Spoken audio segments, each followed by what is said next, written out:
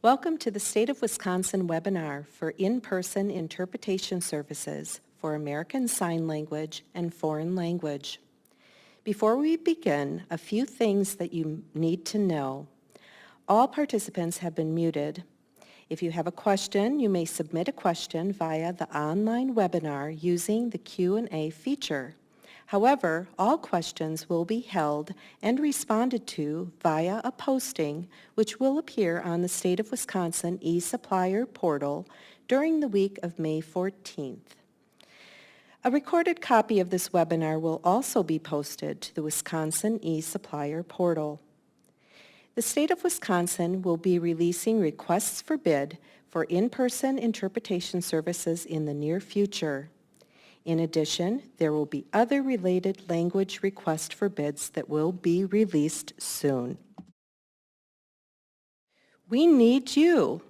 Wisconsin has a diverse population, and the state needs to be prepared to provide interpretation services at any time and at any location around the state. Services are needed in villages, towns, small and large cities. We particularly need contractors in the northern half of the state. Interpreters are needed for American Sign Language. Interpreters are needed for all languages. A list of the state's most frequently used languages are listed at the end of this presentation. The state procurement process can seem overwhelming or difficult to navigate through all the paperwork. The purpose of this webinar is to provide information and to educate businesses so that they can participate in the process and have the opportunity to contract with the state. There are 5 requests for bids that are being worked on and will be released over the next few weeks. Telephone interpretation services, written translation services, in-person foreign language interpretation services, in-person American Sign Language interpretation services, and VRI services. Bidders can bid on any or all of the requests for bids, but today's webinar is focused on in-person services. Some things to remember. The information and materials in this webinar are for informational purposes only. The requests for bids are still being developed and will be posted on the e-Supplier portal within the coming weeks. Please ask questions. Submit them electronically through GoToWebinar. As previously mentioned, we will collect all questions and respond to them in one communication, which will be posted to the State of Wisconsin e-Supplier portal. Are you ready to do business with the state? The e-Supplier Bidder Portal is an online site through which businesses can view and bid on solicitations from state agencies. Businesses interested in doing business with the state will need to register on the e-Supplier Bidder Portal. The first step will be to click on the link to create a WAMS ID if you don't already have one. WAMS is an acronym for Web Access Management System, and having an ID allows authorized individuals to access state internet applications. If you had an active account on VendorNet prior to September 2017, and what is meant by active is that you had accessed your profile after March 1st of 2017, your account information was migrated over to the new e-Supplier portal.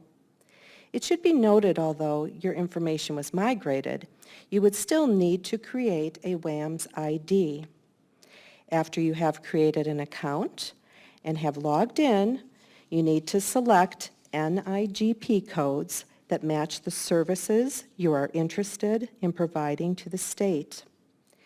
NIGP codes are used to identify goods and services purchased by the state.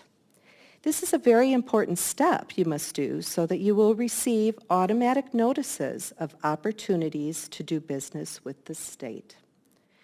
When the state, UW system, or municipalities post a solicitation that matches one of the NIGP codes in your profile, you will automatically get an email notifying you of the opportunity. We will explain what an NIGP code is on an upcoming slide. When you click on the Enter Bidder Site button, you will see a message board, a list of current bids, and other links containing helpful information for doing business with the state. By clicking on one of the posted solicitations, it will take you to all the information regarding the bid, and this is where you will be submitting your online bid.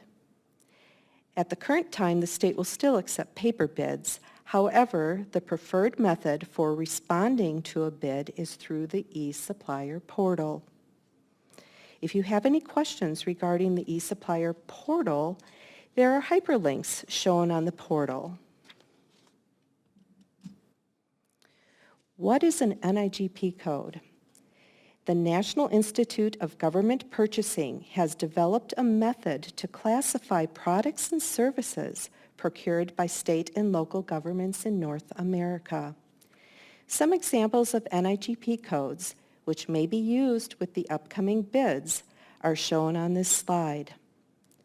A bidder should review all NIGP codes and determine which codes apply to their company and register for all the codes that are applicable and should not limit themselves to the codes shown on this slide. Another resource available to you is VendorNet. VendorNet is Wisconsin's online procurement information resource. Solicitations also appear here with a link to the documents on the eSupplier portal. The eSupplier portal and VendorNet both host a wide variety of information. VendorNet provides general information on how to do business with the state, a simple way to search for solicitations, access to the statewide contracts, contact information for state agency procurement staff. eSupplier provides announcements of upcoming solicitations. Solicitations is the vehicle for submitting a bid. If you have registered in eSupplier portal, have a WAMS account, and registered with NIGP codes, and you have familiarized yourself with VendorNet, you are ready to do business with the state. Let's talk about bids. All bids follow a standard template. As a responsible bidder, you should read through all bids carefully and consider all the specifications and requirements. If you are unclear on anything, raise questions or ask for clarification during the question and answer period. The slides which follow will provide you with an understanding of how to read and respond to a bid request. The first section of an RFP provides an introduction and purpose of the procurement. Some common sections are definitions, background and objective, length of the contract, and how to respond to the bid requirement. The definitions section provides the meanings of acronyms, commonly used terms, vocabulary, and other definitions that are applicable to the bid. The background and objective section will offer background and history information, why the procurement is being done, and the objectives which are hoped to be achieved by the procurement. The length of the contract outlines the contract period and usually will be seen as an initial term and subsequent renewal periods. Typically, contracts issued from the State Bureau of Procurement span over a 5-year time period. How to respond to bid requirements section provides instructions to be followed. Continuing on with the elements of a bid, The bidder qualifications and requirements sections will outline the specific qualifications and requirements that a bidder must meet to be considered a responsible bidder. If you are unsure if you meet a qualification or requirement, ask for clarification during the question and answer period. If you do not meet the qualifications or requirements at the time of the bid and you submit a bid, your bid will likely be considered unresponsive. Some examples of bidder qualifications: minimum number of years in business, services being performed in the United States. After you have read all the bidder qualifications and requirements, and you have determined that you are able to submit a bid, the next sections of the bid contain mandatory requirements.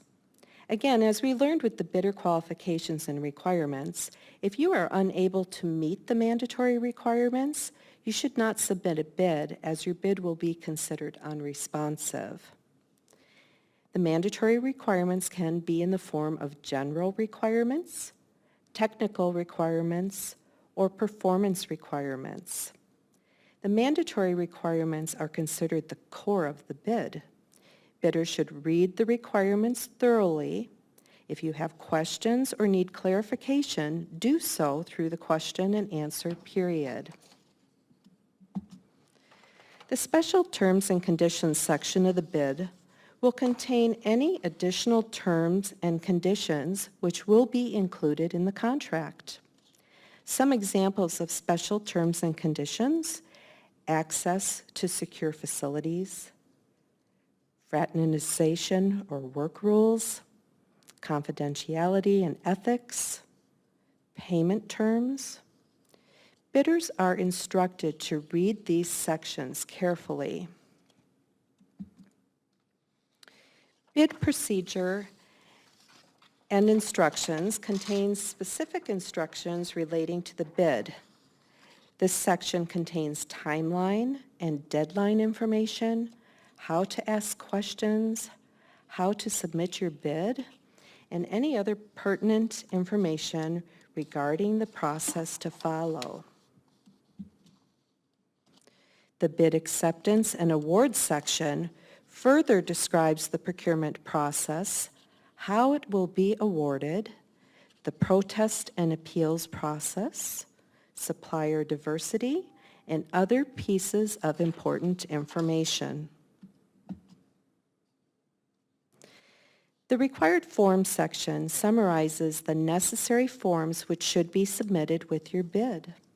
The forms can be found either as appendices or in the eSupplier portal as supporting documents. You must provide the state with a complete bid package to be considered a responsible bidder. The state may reject your bid if you fail to provide all the necessary forms and documents with your bid submission. Cost structure section will describe the cost structure that the state is seeking and instructions on how to complete the cost sheet. The cost sheet is the area where you will be providing the price you are offering the state for the goods or services outlined in the RFP. The cost sheet can either be an attachment or a cost sheet that needs to be completed online in the eSupplier portal. The cost sheet cannot be altered in any way unless specifically instructed to do so. Bidders have two options for submitting a bid. The preferred method is through the eSupplier portal. The other method is via a traditional hard copy bid. If using this method, the bidder will still need to access the eSupplier portal and print out all the bid documents, including all bid factors, cost sheets, and other necessary information. It is important to note that all bids, regardless of if they are submitted electronically or via hard copy, must be received before date and time stated on the RFP. This is a hard and fast rule, and any bids received late, even if it is only a minute or two, will be rejected. Some tips. During the bid submission process, keep an eye on the eSupplier portal and VendorNet for information, amendments, etc. Read through the bid and follow all instructions. If you have questions or need clarification on something, submit your questions in writing during the question and answer period. Don't forget to attach all required forms and documents and respond to all bid factors. Do not alter the forms or document in any way unless instructed to do so. Submit bid before due date and time. The procurement manager listed on the RFP will be your only point of contact during the bid. Do not talk to agencies or others about the bid. In-person interpretation services for foreign languages. Services will be provided on-site at locations throughout the state. Bidders will bid on the regions they can provide services in. The length of assignments can vary from a few hours to a routine daily schedule. Some emergency services will be required. Majority of in-person services will be from English to either Spanish or Hmong. However, any language currently in use could be needed at any time. In-person interpretation services for American Sign Language. Services will be provided on-site at locations throughout the state. Bidders will bid on the regions they can provide services in. Length of assignments can vary from a few hours to a routine daily schedule. Some emergency services will be required. Interpreters must be State of Wisconsin licensed. Some final thoughts. The bid process is not complicated if you read the instructions and do exactly what is asked. Questions received from this webinar will be answered in one communication posted to the eSupplier portal and VendorNet. Estimated dates of RFP releases are May through July. This concludes today's webinar. I want to personally thank you all for attending. Just as a reminder, the questions received during the webinar will be collected and answered with a posting to the State of Wisconsin eSupplier portal. Have a wonderful day.